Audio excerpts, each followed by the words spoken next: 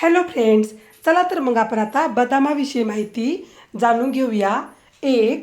भूक भागवली जाते. बदामाने काही काळ भूक भागवली जाते. 2. पोषक द्रव्ये. बदामामुळे पोषक द्रव्ये मिळतात आणि कॅलरीजही वाढत नाहीत. 3. मधुमेह.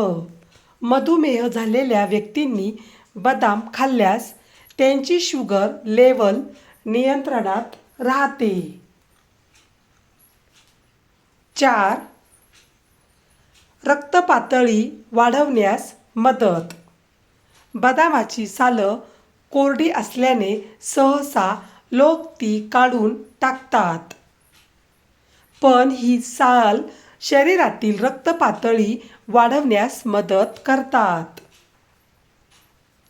म्हणून बदाम हे सालासकट खाल्ले पाहिजेत.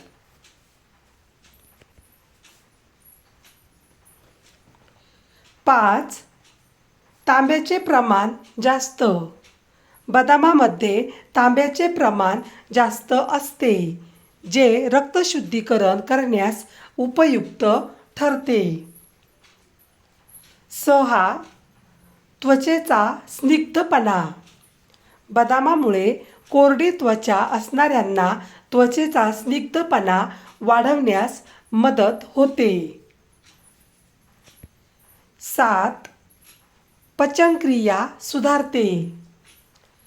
बदाम भिजवून खाल्ल्याने पचनक्रिया सुधारते. 8. चेहरा टवटवीत दिसण्यास मदत होते. भिजवलेल्या बदामांमुळे सौंदर्य टिकवण्यात, चेहऱ्यावर सुरकुत्या न पडू देण्यास, तसंच चेहरा टवटवीत दिसण्यास मदत होते. 9. B17 जीवनसत्व. भिजवलेल्या बदामांमध्ये B17 जीवनसत्व आणि फॉलिक ॲसिड असल्यामुळे कॅन्सरचा धोका दूर ठेवण्यास मदत करते. 10. मेमरी वाढते. बदाम नियमितपणे खाल्ल्याने मेमरी वाढते. 11. Blood pressure. बदाम खाल्ल्याने रक्तदाब, ब्लड प्रेशर नियंत्रित करण्यास आपल्याला मदत होते. 12. गर्भवती महिलांसाठी. गर्भवती महिलांसाठी देखील बदाम अतिशय फायदेशीर आहे. बदाम खाल्ल्याने सुदृढ बाळ जन्माला येते. 13. ऊर्जेची क्षमता वाढवतो. बदाम शरीराची ऊर्जेची क्षमता वाढवतो आणि त्यास अधिक सक्रिय ठेवण्यास मदत करतो. 14. प्रथिने आणि लोह. बदामांमध्ये प्रथिने आणि लोह भरपूर प्रमाणात असते, ज्याचा आपल्या शरीराला भरपूर फायदा होतो. 15. कोलेस्ट्रॉल.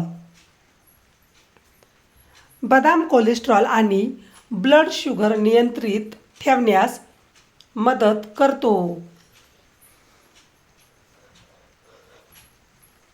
16. ताप आणि सर्दी. बदाम शरीराची रोगप्रतिकार क्षमता वाढवतो, त्यामुळे त्याच्यासाठी खूप फायदेमंद आहे, ज्यांना नेहमीच ताप आणि सर्दी होत असते.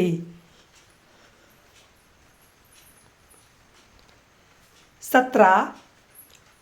पोट चांगले राहू शकते. ज्यांचं पोट नेहमी खराब असते त्यांनी जर रोज 2 ते 3 बदाम खाल्ले तर त्यांचं पोट चांगले राहू शकते. व्हिडिओ पूर्ण बघितल्याबद्दल खूप खूप धन्यवाद. चला तर मग पुन्हा भेटूया अशाच नवीन व्हिडिओमध्ये.